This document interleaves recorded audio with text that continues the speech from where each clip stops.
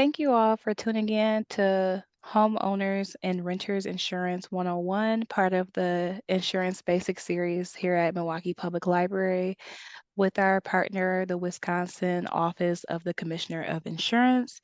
And today we have Shasta here, who is an expert in insurance and will be providing some information. Thank you very much. Thank you for having me and having our office. I'm very excited to do this presentation. So I will introduce myself. As I already said, or she already said, my name is Shasta. I have been with the State of Wisconsin Office of Commissioner of Insurance for 18 years. I started off as just doing data entry, moved into the policy rates and forms section, and have been a property and casualty insurance examiner now for almost 3 years. So I've been around a while. Prior to me joining the Wisconsin or OCI, I was an agent for 3 years prior to that, property and casualty agent. So with that being said, we'll go ahead and jump into homeowners and renters insurance 101. I'm sure everyone's really excited. Insurance is always so much fun. But I hope that everyone gets, takes away a lot from this. So we'll go ahead and get started. First, we'll start off by introducing you to our office, telling you a little bit about our office and what we do. Oh, let me see here. Okay. So our current commissioner is Commissioner Nathan Hudak, and the commissioner is responsible for administering and enforcing the insurance laws of Wisconsin. This is an appointed position by the governor. So obviously, as the administration changes, more times than none, the commissioner will change as well.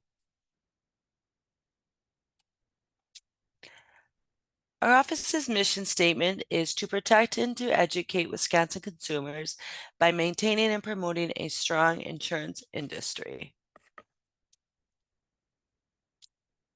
So the division that I am in is the Division of Market Regulation and Enforcement.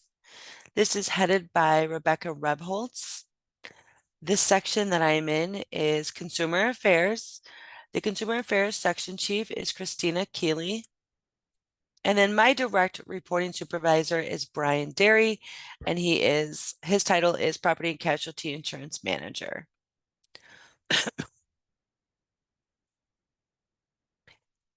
So our office has lots of responsibilities and functions. We're broken up into 5 different sections. All in all, we're all responsible in our own way for monitoring the market activity of insurance companies, agents, and other entities who do business in Wisconsin.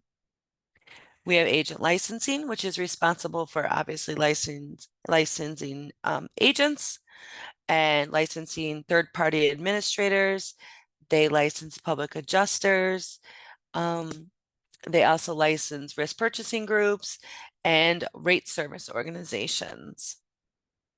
System support and complaint intake, they're kind of the head of the line. So they answer the intake phone calls.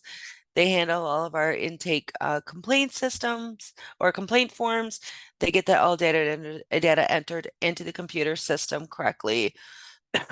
They're a pretty crucial part of our role as investigators, and I always refer to them as like our assistants. They also are responsible for maintaining our applications that we use, and if something goes wrong, that's a team that we'll go to help get applications and software up and running. We also have market analysis, which market analysis is responsible for doing in-depth market conduct reviews on insurance companies. They'll look for common trends, problems with companies, looking for red flags. And what they'll do is they'll analyze all the data that Consumer Affairs gives them and kind of look to see if there's any kind of triggers with insurance companies that would trigger a market conduct exam. Policy and rates and forms is responsible for reviewing exactly that, policy forms and rates. In Wisconsin, the vast majority of policy forms are file and use, meaning companies can submit policy forms to our office and they can begin using them within 30 days. By policy forms, obviously, when you get your insurance policy, it's made up of several pages. Each page has to meet certain readability requirements, font styles. There's got to be certain verbiage in there. And that's what policy forms and rates does, is they look for that to make sure that those policy forms, when put together, are in compliance with our laws. They also monitor rates. So contrary to what some companies say, Wisconsin does not approve rates. They are merely just filed with our office, and they are able to use them within 30 days of submitting them to our office. Consumer Affairs handles complaints. We handle a lot of outreach, and we're also responsible for publications that are available for consumers. We're made up of 3 different groups. We've got property and casualty, life and health, and then accident and health. So life and health would be long-term care, um, obviously life insurance, and then accident health is your disability, and then health insurance, Medicare supplement, stuff like that. And we all handle those complaints in our different sections. Each person in a section has a specialty. For an example, my specialty is title insurance. And so all title complaints would come to me, as it's a little bit more in depth of an issue than just your basic homeowner's complaint or something like that. Any questions about our office and what we do as of that point? Okay. Excuse me. So some common insurance terms that you'll hear throughout my presentation there's a couple of them. There's policy term, which is just a term in which your policy is in effect. So your policy is in effect at 12:01 a.m. unless it's the effective date that you sign the application, then your policy goes into effect at the time the application was signed. Your policy terminates at 11:59 p.m. at the date of expiration. Most policies are anywhere between 12 to 6 months, depending. Deductibles are your portion of the risk, so that's what you're going to pay out of the pocket in the event that there's a loss. Coverages, limitations, and exclusions are all very important phrases in someone's personal contract or binding contract. Obviously, it's very important to know what your coverages are, what the limits are on those coverages, and what is excluded from those coverages. Replacement cost versus actual cash value. So replacement cost is the amount that it's going to cost to replace an item today. And the company will pay that if that's the coverage that's allowed for that particular loss. And then there's actual cash value, which is the amount to replace the item today versus any type of depreciation that may have been there. We're seeing this more commonly now with roofs, for an example, as a lot of companies are changing from replacement costs on roofs to actual cash value. Premium and rates. Premium is made up of your risk plus the retention of risk of others. There are several factors that come into rating and premium calculation besides just your home. There's the location of your home, the amount of crime in the area, your distance from a first responder, especially a fire department, your credit score, security devices in the home, discounts that you may qualify for. But at the end, the premium is what you pay. You have a legal binding contract with your insurance company that says that you will pay the premium, and in turn, they'll abide by the terms and conditions within their policy and pay for losses. Underwriting is the when a company will take your application and then they look at the risk, they analyze the risk to make sure that it meets their requirements to provide coverage. Um, so, for an example, if your home has 4 losses, it may not qualify for underwriting. And or they find that during underwriting, then it may not qualify for a policy through that company.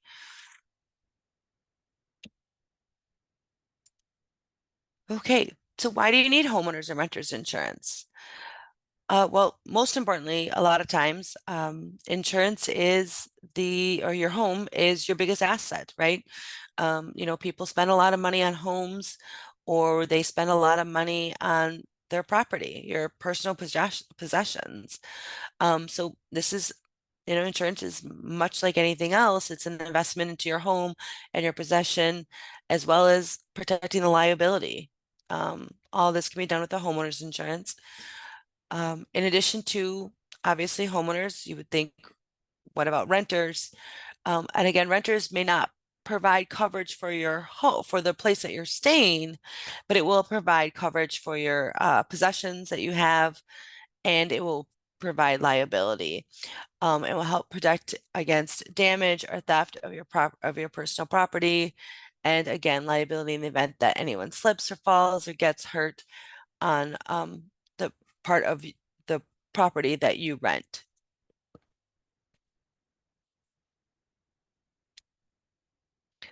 What to consider when you're buying personal lines insurance? What does your policy cover? What type of policy may be appropriate for you? Obviously, if you own a home, a renter's policy probably wouldn't be the best fit. How much coverage do you need? Do you have any type of in-home business related activity? And do you need flood insurance? I'm sure everyone's well aware of everything that's been going on recently in the news, with all the flooding here in Wisconsin. Our office has responded to a couple of outreach events, but it's becoming more and more of a bigger issue. The cost of insurance, what should you consider when choosing a company and a policy? Premium for sure. I mean, you always want to get the best bang for your buck. So premium is going to be very important. Benefits, including all coverage exclusions. The most important thing that I like to tell people when they're comparing or shopping around for their insurance is to make sure that you're comparing coverages. You're comparing apples to apples and that the coverages are the same. That includes deductibles and everything else. Service. How is the customer service? Are you confident in the agent that is representing you, that they're going to be there for you in the event that there's a loss? Again, these are your assets that you're protecting. So you really want to have a good working relationship with your agent and work with someone that you trust. The renewability with the company that you are placing your homeowner's insurance with. It's not a horrible question to ask. What is the claims? What does claims underwriting look like with this company? Are they going to cancel you after 1 or 2 claims? There are companies out there that if you have 2 weather-related claims within a couple of years, they will non-renew your policy. And unfortunately, that is something that is very, very allowed in the state of Wisconsin. So that's a very good question. Financial strength and reliability of the company. You can always contact our financial department to ask about the financial strength of an insurance company. You can also check this information on ambest.com. And what that is, it's like a third-party resource that companies actually pay for the company to come in and do a financial analysis and kind of give them a score of like A to F on where they're at financially. A company management philosophy.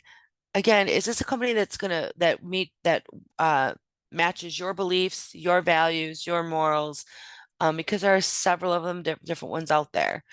Um, I reviewed a complaint the other day with a person complaining that the agent was openly talking about her business and how the business was going out of business to other customers and agents in her agency. And she just didn't feel like it was a good fit. That's a real problem. And that's something that, is very concerning. And that's probably not someone you want to do business with. So again, emphasizing the fact that you really want to have a good, strong working relationship with your agent. And feel free to stand up for yourself. Feel free to ask questions. Again, these are your assets that you are protecting. Reducing the cost of your homeowners insurance coverage. I'm sure we've seen the news again, where, I mean, read several articles. Homeowners insurance, auto insurance is at an all-time high and is expected to just continue to skyrocket. Part of that is obviously the amount of catastrophic losses that we've seen recently, but it also includes the cost to replace, to rebuild things now. The cost of everything has just kind of added up, and it's going to reflect on your insurance premiums. Ways to reduce that cost is increasing your deductibles. The best piece of advice that I can give anyone for your homeowner's policy or for even your renter's policy, your deductible should probably sit somewhere between 2,500 to 5,000, especially for a homeowners and renters policy. And the reason for that is you don't want these small claims anyway, because they increases your chance of being non-renewed by your insurance company. And in the long run, if you have, for an example, a $1,500 claim, you have $1,000 deductible, the company's only paying you 500. In the long run, with surcharges, you've paid that back plus more to the insurance company over the 3 to 5 years of surcharges that the company's put on your policy due to you filing a claim. Does that make sense? So the biggest thing is insurance is a catastrophic plan, meaning in the event that something catastrophic happens, you need to submit your claim. But again, keeping in mind that there could be a very bad outcome depending on the amount of complaint or claims submitted within a certain amount of time. So making sure that the claim is actually worth filing with your insurance company. The average surcharge that someone sees on a homeowner's policy is anywhere between 20 to 30% for a claim. So that's very, very crucial information. I can't tell you how many times I've gotten calls with somebody who is being not renewed. They have to go to the high risk insurance plan. The premiums are astronomical. And it's all because they filed 2 small itty bitty claims and then 1 catastrophic claim. And, unfortunately, it ended up costing them in the long run. Discounts. Always check to make sure that, what kind of discounts are being offered by the underwriting company that you're placing your insurance with. Multi-policy discounts. If you combine your home and auto, some companies even have a package policy where they can do home, auto, and umbrella together. Make sure, inform your company or your agent that you have certain security devices, whether it's cameras or whether it's alarm system. Those are all potentials for discounts. Non-smoker discounts, fire resistant building materials, the building of your home or the whatever you have built your home with has an impact on your insurance policy. Or whatever your home is made of. Yeah, that makes more sense. So whether it be brick, stucco, it all impacts your insurance premium.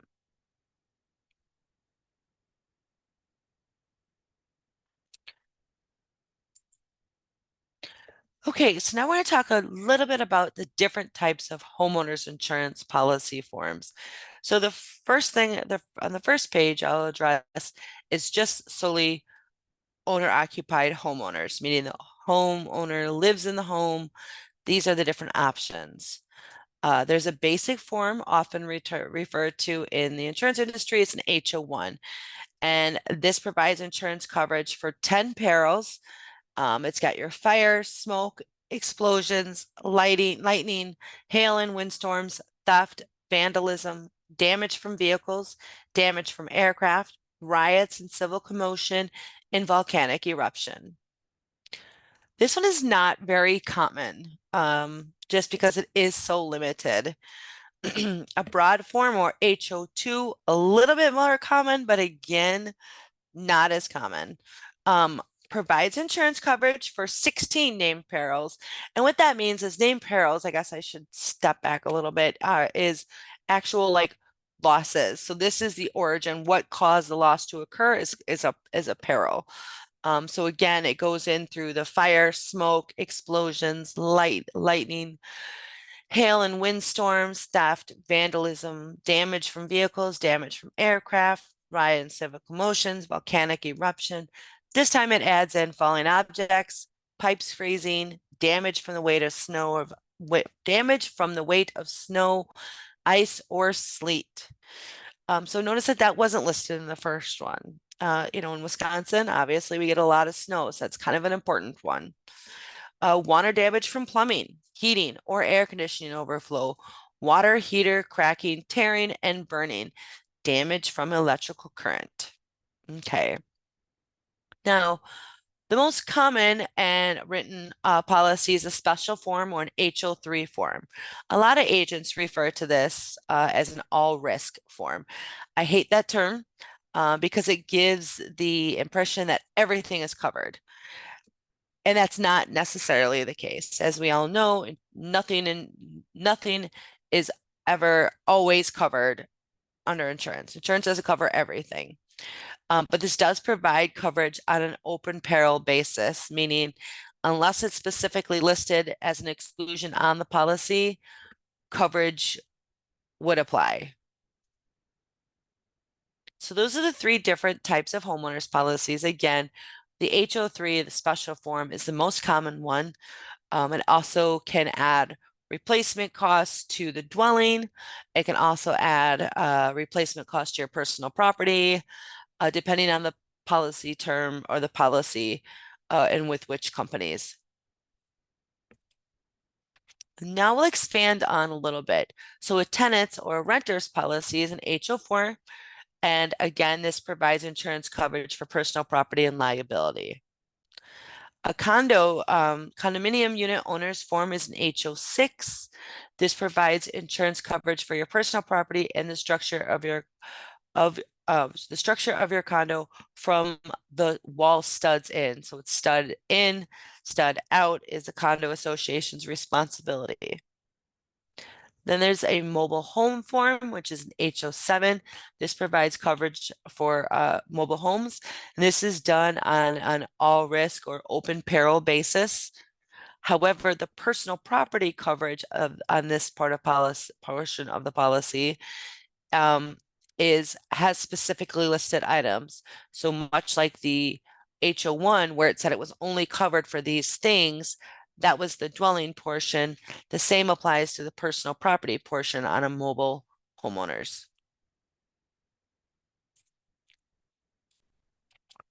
Last but not least, it kind of ties in a little bit. There's farm and ranch owner policies.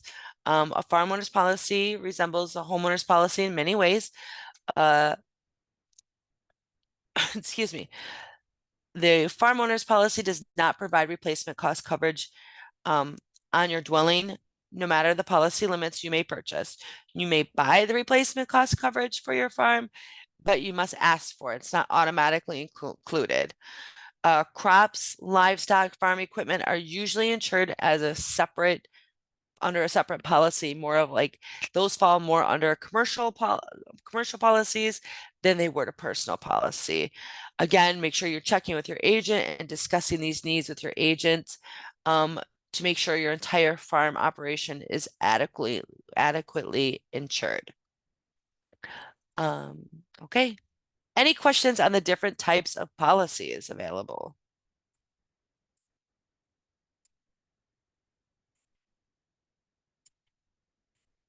Okay.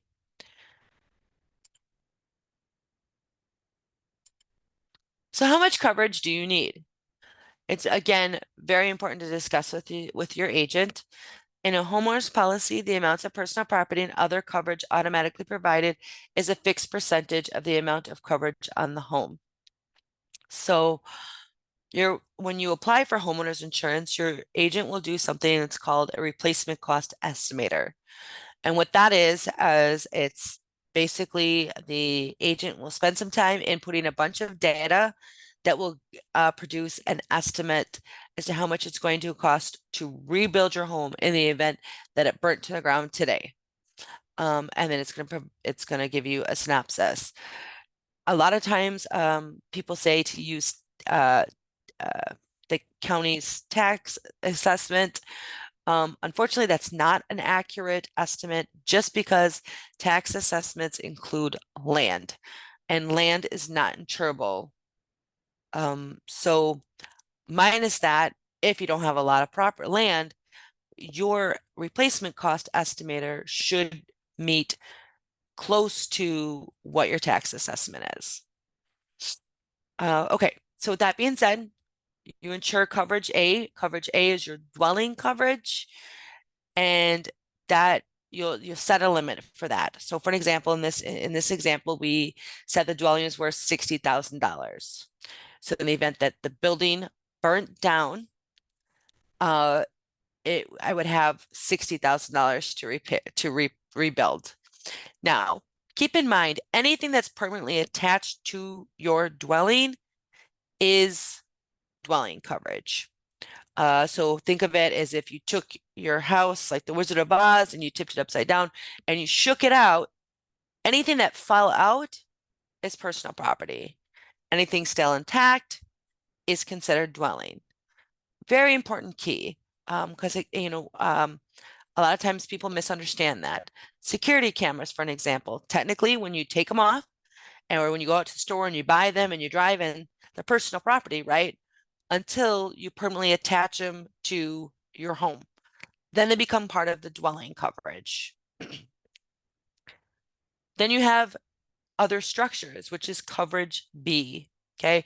Other structures are outhouse, sheds, storage sheds, detached garages, stuff like that. You've got 10% of your coverage A to rebuild those detached or other structures. So in this case, 10% of 60,000 is 6,000. Then, of course, you have personal property. So there's a set amount for on premises, and then there's a set amount for off premises. Obviously, if you take your personal property away from home, there's more of a risk that something's going to happen. It's going to get lost, stolen, damaged, whatever. And therefore, the amount a company will pay for personal property off the premises is significantly less than what they would pay for if it were just kept at home. So in this case, it they use the example of 50% of coverage A is used, so it gives 30%, or I'm sorry, $30,000. A lot of times it's significantly more than 50% of coverage A. Usually it's a little bit closer to like 80, 90%, depending. Again, even more important that you review your declarations page to look at those coverages. Unscheduled personal property away from premises, 10% of what the normal personal property rate would be. So in this example, they use 50% of coverage A for on-premises personal property. So they gave 30,000. Off-premises personal property is only 10% of what the normal personal property rate would be. So it only allotted $3,000 for that coverage limit. Additional living expenses. So additional living expenses are just that, anything that costs an addition because you had to relocate due to a covered loss in your home. Keep in mind the key is covered loss in your home. So if you have a bed bug issue mice, roaches, something like that, that is not something that's covered under your insurance policy, and therefore additional living expenses would not be applicable. However, if your house burned down and you needed to relocate, then they would pay for a hotel and any other additional living expenses that may be necessary. Your liability limit is set by you. Oftentimes 100, 300,000 is a pretty fair liability limit. Medical payments again are set by you.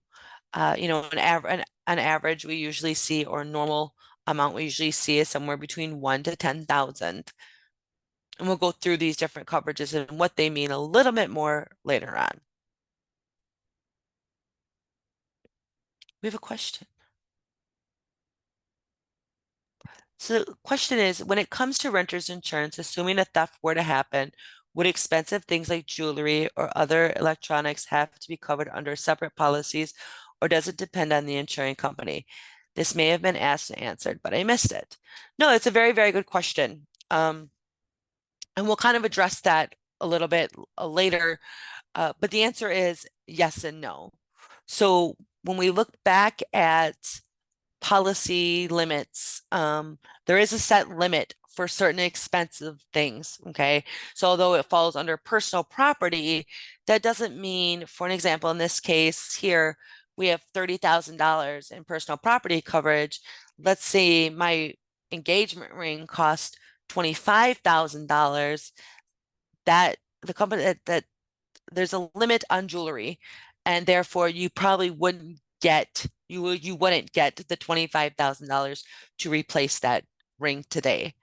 But you can do what is called scheduled personal property, in which you would add an endorsement for a higher priced item, such as an engagement ring, antiques, stuff like that, and you would provide a oh my gosh, what is the word?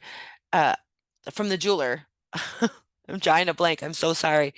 Um, and proof of the amount that the ring is worth. And then they would schedule that engagement ring with it will have a description of it. The appraisal will be there, and it would schedule that, and you would pay a certain amount in addition to the normal premium to have that engagement ring scheduled on your policy. So in the event anything happens to that ring, the company would pay the replacement cost of $25,000. So again, very important to look at the coverage limits in your policy, because electronics, cash, guns, jewelry, all have common limits on them and how much the company will pay maximum for those things in the event they get lost, damaged, stolen. I hope that answers your question.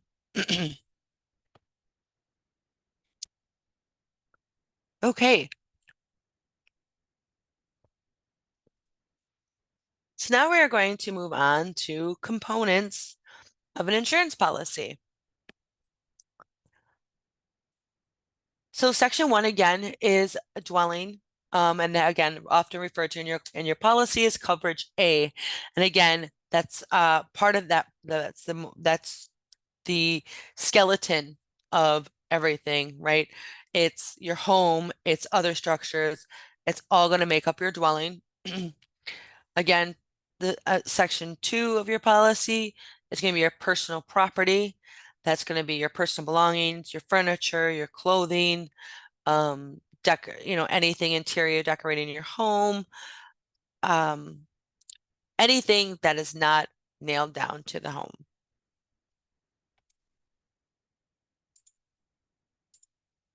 Liability.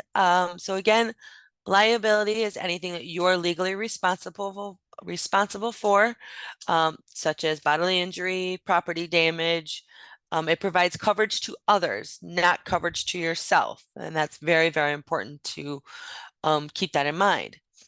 In order for liability to kick in, two things have to happen. This is a very, very important, concept to grasp, because we do get a lot of questions on it. So in order for liability to kick in, again, two things have to happen. One, a loss has to have to occur, have to had occurred. Um, that's very common, right? Like that's the obvious one. Like obviously something happened, which caused a financial issue for somebody. Two, the person responsible or who's told is responsible had to have done anything a reasonable and prudent person would have done to prevent the loss from occurring. Those two things have to take place in order for liability to kick in. A lot of times, a lot of questions we get, a lot of complaints we get is that my neighbor's tree fell on my house and their insurance company is saying that he's not liable. How is that fair? Well, there was a loss, so that part's checked, right? But then the second part is, was there any way that this neighbor would have known that this tree was going to fall on the house? Was it sick? Was it leaning heavy? Was there any indication that the neighbor would have known that this tree was going to topple on this person on their neighbor's home? And if not, and it was just a freak occurrence, that doesn't meet the definition of liability. Okay, so section 4, medical payments. Pays if someone outside of your family is injured at your home, regardless of who's at fault. It's like a goodwill payment, if you will.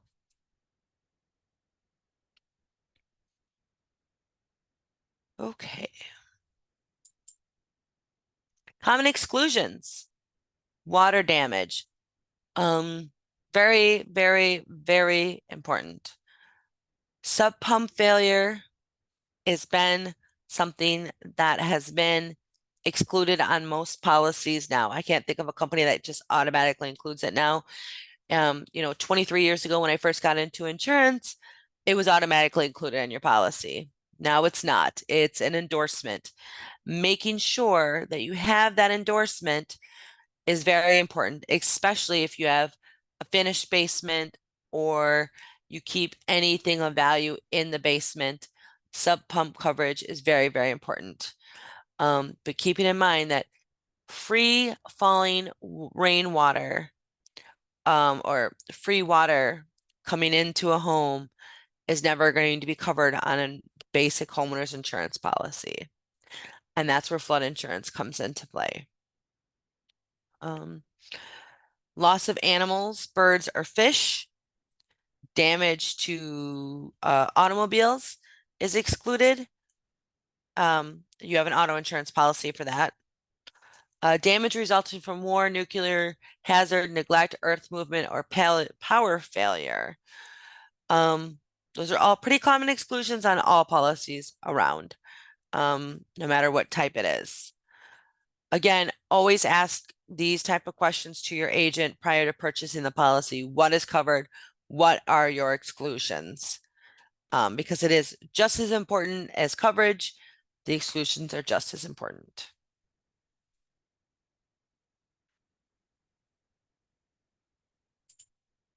Optional coverages that may be available. Secondary resident premises endorsement, meaning if you have like a vacation home, a lot of times they can just be added on as a second residence onto the home, a residency onto the homeowner's policy, or you can add an endorsement to cover personal belongings on premises at both locations, depending on how the insurance company defines those type of things. Watercraft endorsement. So if you have a boat or some type of watercraft, a lot of, depending on the size and the motor engine and everything else, it may just qualify as an endorsement added on to your homeowner's policies, like a recreational vehicle or a watercraft vehicle. It can be added on as an endorsement instead of having to purchase an entire new policy, and it's usually cheaper that way. And it just extends the liability coverage onto that. Theft coverage protection endorsement. So again, that can hit identity theft, um, cyber theft, depending on the terms and conditions of the endorsement. Credit card forgery and depositor forgery coverage endorsement. Again, credit card fraud, stuff like that can also, you can also provide coverage for these things. Asking questions about them, paying the extra premium for these coverages could be very, very important for to prevent financial ruin. Home businesses. So most home businesses are excluded. You may provide a little bit of coverage for property, but a lot of times business related liability um, on your property is not covered.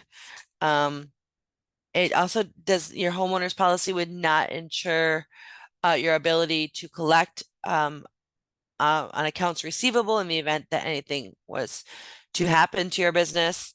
It would not replace lost item. I'm sorry, would not replace lost records, lost equipment, anything like that. And this also includes guests who are staying in your home for rent. All this liability would not be covered.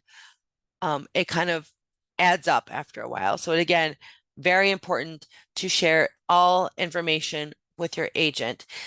The slightest details that you wouldn't think makes a difference makes a huge difference. If you get a puppy, call your agent. If you decide to install an above ground pool, call your agent. If you decide to start baking cakes at home and selling them, call your agent. Very important. We'll talk more about sewer backup a little bit. Losses from backing up of the sewer or sump pump are not covered under your homeowner's insurance policy and are definitely not covered under your flood policy because flood is exactly that. Flood where water sewer sump pump backup is the failure of your sump pump. So you can repurchase this back. Insurance is really good about giving you coverage and taking to coverage away and then being able to buy back coverage. You can buy back this coverage through an endorsement. It's available through most insurance companies. Always make sure you ask your agent about this coverage.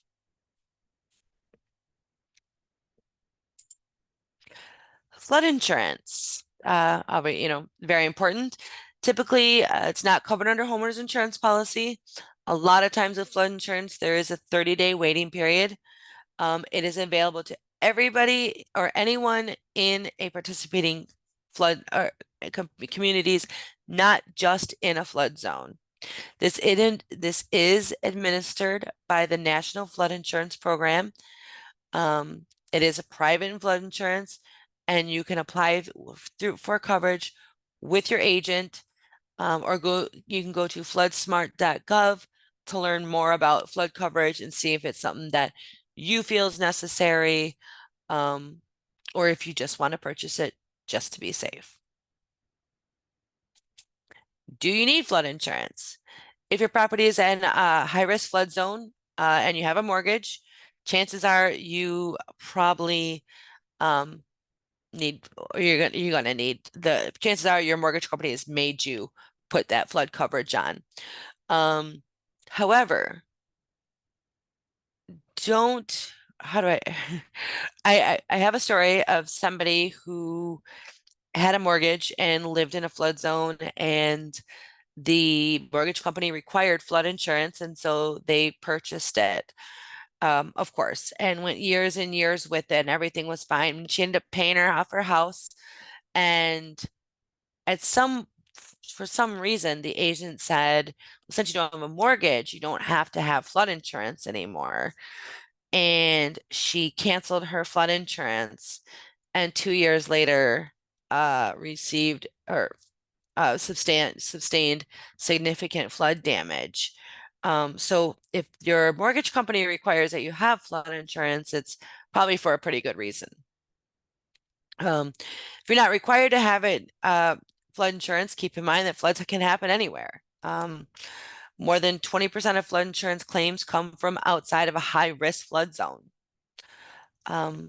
It's a very, it's it says floods are the nation's most common natural disaster, but it's also one that causes the most significant damage. Um, it says just 1 inch of water can cause up to $26,000 of damage to your property. Okay. If you have a loss, what do? You call the police, you contact your insurance company, police or any, I guess, any first responder. I mean, I'd hate for you to, there'd be a fire and you call the non-emergency police, just because I told you to do so. But any type of necessary first responder, call your insurance company, talk to your agent right away and or your insurer, mitigate damages, meaning your responsibility as an insured is to try to prevent any further damage from happening um, at a reasonable with a reasonable intent. Okay, don't put yourself or anyone else in danger, but anything reasonably that can be done to mitigate damages, it is very, very important that you do so. Make necessary repairs in a timely manner. Save all your receipts, document everything, including if you choose to do cleanup or you choose to do some of the repairs, you're documenting those hours that you've done those repairs. Um, if you're going to Lowe's Hardware and you're picking up items, you're going to document mileage, the amount of time that you were there, and save the receipt for reimbursement. Determine the damage to your property. First and foremost, is it worth filing a claim? Um, you know, a lot of people say, well, I called my insurance company. We had hail. I called my insurance company. The insurance company came out and said either A, there's no hail, or there's no hail damage, or B, it's so non-significant, it's not so much damage that doesn't exceed the deductible, and therefore there's a $0 payout. The insurance company does not concern themselves with a $0 payout versus a $500,000 payout. A claim is a claim despite the amount that's paid out. So even if you called your insurance company and said, hey, I think I may have hail damage, do you think you could send someone out to look at it? And they send an adjuster and the adjuster comes out and says, no, there's no hail damage. That still counts as a claim. It's very important to remind that. So get your own contractor, not a storm chaser, but your own contractor that you trust and have a working relationship with to have them take a look prior to contacting your insurance company for something like that. Especially if it's minimal damage. If it's something significant where you're like, yep, I already know I'm going to have to call my company, absolutely do that without a doubt. That's what your insurance company is for. Submit a copy of your list. Okay, submit a copy of the list of damages to your insurance company. I know, very, very important. Our website has a document called personal property inventory list. And what that does is it's a guide for people to kind of go through their homes and list the things that are in their homes. Uh, so they have this and they can keep this with their insurance paperwork. So that in the event something catastrophic does happen, they've already got this list. I tell people all the time to get that inventory list done prior to a loss, walk through your homes. Everybody's got cameras now, do video a walk through your home, just to prove to your insurance company that this stuff is here, and that you had this stuff. There's no doubt that you would forget anything. I had a complaint where the person listed the brand and the size of different seasonings. I was so impressed. It's also very important to keep the lines of communication open between you and your insurance company. Um, do not delay in any type of correspondence. Always, um, follow up with a company. And even if you think you're bothering them, feel free to reach out to them at any point in time. It is always it's also the insurance company's job to make sure that they are responding to you in a timely manner as well. Claims processing, what happens during the claims process? Obviously, you report a loss, whether it's directly to your company or it's to your agent. An adjuster will come out and do an inspection. I say come out, but they can also do a desk inspection. If there's enough photographs, that is definitely an accepted way to do an adjustment. Or there's a field adjuster, someone who will physically go out to the home and view the damages. The claims representative will do a complete investigation and make a determination on coverage based upon the terms and conditions of your policy and where coverage applies. At that point in time, they will do a settlement offer, and the hopes would be that you're satisfied with the offer and you would accept, and settlement would be submitted, whether it's in a check or whether it's a direct deposit into your account. Keep in mind, a lot of times checks, especially if they are written to the mortgage lender as well as the policy owner. And both parties would have to sign in order to get that check cashed. Types of settlement, we've talked a little bit about replacement cost. Again, the money to repair your home today. A lot of times your dwelling and your personal property are done at a replacement cost. Actual cash value, again, is the amount to replace the items today, minus any type of depreciation. A lot of times now companies are just doing that to the roof portion of the dwelling. Your homeowner's policy could be replacement cost or actual cash value, or it could be a mix depending on certain coverages. Again, it's really going to depend on the terms and conditions of your policy. So make sure you're reading those and that you are familiar with those and you are satisfied with those coverage selections. And if not, or if you have questions, to make sure to you consult with your licensed agent. Any type of consumer complaints, a consumer complaint could range from anything to a question or complete dissatisfaction with an insurance company is considered a complaint in the state of Wisconsin. There does not have to be an actual law violation or anything else like that. Wisconsin accepts all complaints. If you are not satisfied with your insurance or your agent, you may file a complaint on our website. You would go to our web address at oci.wi.gov, click on file a complaint. You can fill out the complaint form right from our website and submit it online. Other resources available through our publications on our website. Again, I added the personal property home inventory here. I also added the guide to homeowners insurance.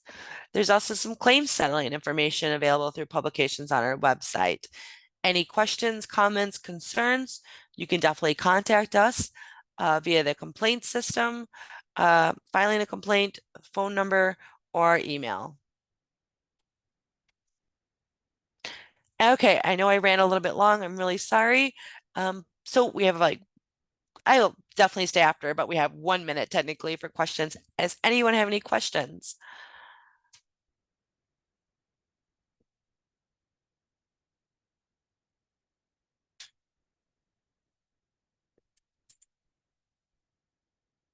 Oh, you're very welcome. Thank you.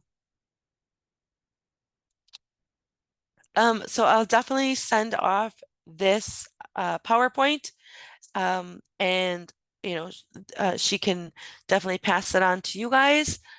If you, I'm sure everyone has your email address on file. She has got access to it, but I'll definitely forward it on to her, and you guys can all have copies for your reference at any point in time. So again, my name is Shasta, and definitely you can give me or my office a call with any questions, comments, concerns. Um, we're always available. Okay? Yeah, thank you so much, Shasta. This will be on our YouTube. And if you do have any questions, feel free to reach out to me or Milwaukee Public Library, and we'll be able to help you from there. So thank you again for everyone who could tune in. And thank you so much, Shasta, for almost all this good information. Thank you. Thank you. Thank you very much for having us. Have a good night. You too. Goodbye. Goodbye.